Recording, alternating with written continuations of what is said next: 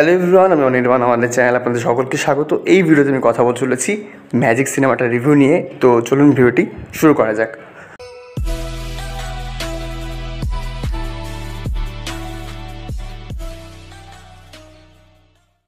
তো ম্যাজিক হচ্ছে 2021 সালের একটি ছবি। এই ছবিটি ডিরেক্ট করেছেন রাজচন্দ্র এবং মুখ্য চরিত্র রয়েছেন অঙ্কুশ ও ঐন্দ্রিলা। তো দেখুন, এই সিনেমাটা যখন রিলিজ হয়েছিল তখনও লকডাউন চলছিল, মানে 2021 ফেব্রুয়ারি। তো হ্যাঁ, এরকম লকডাউন ওই সময় চলছিল।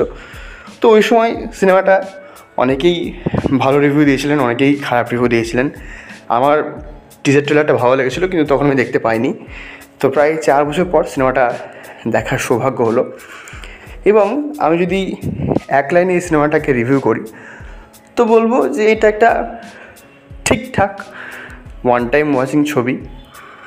এবার দেখুন, এই ছবির ভালো কিছু দিকও রয়েছে এবং খারাপ দিক একটু বেশি রয়েছে।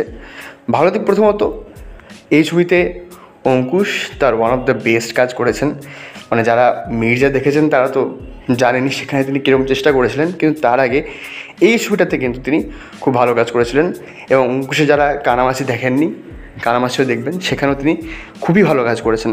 তো অনেক অ্যাক্টর হয় যারা ভালো হাতে পড়লে নিজের বেস্টটা দিয়ে দিতে পারে, সেটা বলিউডেরও অনেক নেপোকেটের সাথেই হয়। তো যাই হোক, অঙ্কুশ এই ছবির সম্পদ, তিনি খুব ভালো কাজ করেছেন।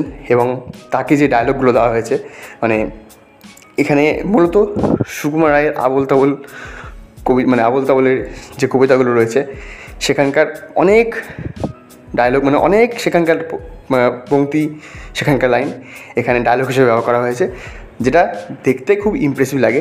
যদিও কিছু জায়গায় অঙ্কুশ একটু ওভার অ্যাক্টিং করেছেন ছবিতে, সেটা বোঝা যায়।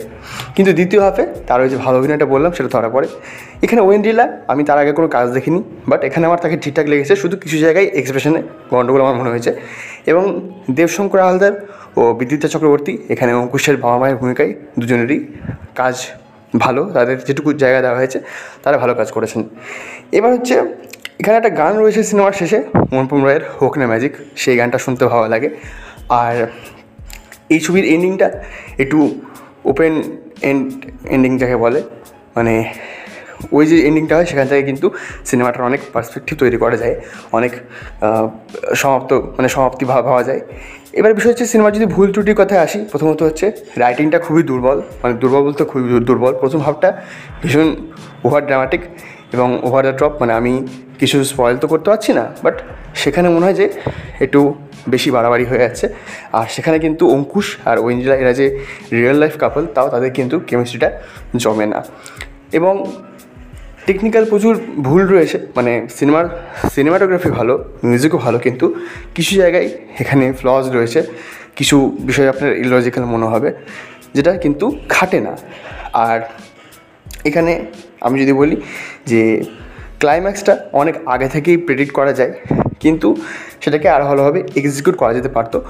গল্পটা এখানে রাজচন্দ্র খুব ভালো বেঁচেছেন, মানে তিনি তো বরাবরই রিমেক করে এসেছেন।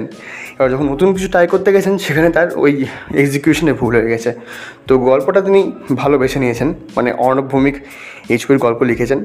তো সেখানে কিন্তু এক্সিকিউশন আরও ভালো হওয়ার দরকার ছিল। আর মিউজিকের কথা যেটা বললাম, এখানে একটা মিউজিক রয়েছে ছবির একটা অংশে বাজে, সেটা অনেকটা ফেলুদার অ্যানথেমের মতো লাগে, মানে ফেলুদার মিউজিক যেটা ছিল সেটার মতো লাগে। এবং এই ছবিতে কিছু মানে জায়গায় ভিএফএক্সের ইউজ করা হয়েছে, সেগুলো একটু দুর্বল। আর এই যে অঙ্কুশের চরিত্রটা ইলিউশনের মাধ্যমে একটা প্রেজেন্টেশন করে, তো সেগুলোর কোনোরকম ব্যাখ্যা কিন্তু এই ছবিতে দেওয়া হয় না। মানে ম্যাজিকেরও তো একটা ব্যাখ্যা থাকে, তো সেটা এখানে মিসিং। তো যাই হোক, আমার এই সিনেমাটা মানে মোটামুটি একটা সিনেমা মনে হয়েছে। আপনারা জিও হটস্টারে এই সিনেমাটা পেয়ে যাবেন। আর এই ছিল আমার রিভিউ। ভিডিওটি ভালো লাগলে লাইক করুন, কমেন্ট করুন, শেয়ার করুন, আমাদের চ্যানেলটি অবশ্যই সাবস্ক্রাইব করুন। ধন্যবাদ।